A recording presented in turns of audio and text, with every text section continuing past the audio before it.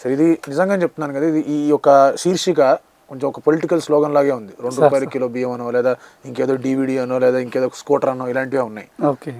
And మీరు మాట్లాడేది it is about medicine, it is about treatment, తర్వాత దాని అపోహలు తొలగిద్దామని చెప్పేసి ఆలోచించారు.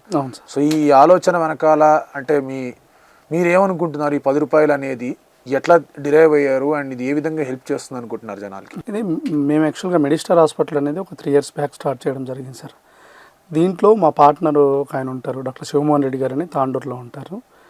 సార్ ఒక 25 years నుంచి తాండూరులో ప్రాక్టీస్ చేస్తున్నారు. ఆయన ప్రతి గురువారం కూడా ఫ్రీగా పేషెంట్స్కి ఓపీ చూడడం జరుగుతుంది.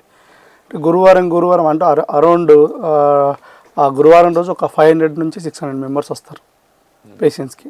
అంటే ఆయన 25 సంవత్సరాల నుంచి చేస్తున్నాడు ఫ్రీగా.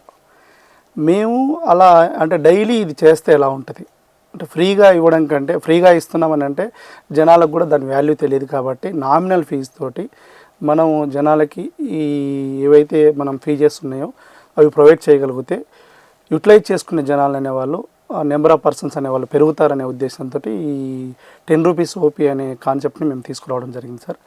ఈ ₹10 కాన్సెప్ట్లో మనం మెడిస్టార్ బ్రాంచెస్ అనేవి 5 branches ఉన్నాయి మనకి.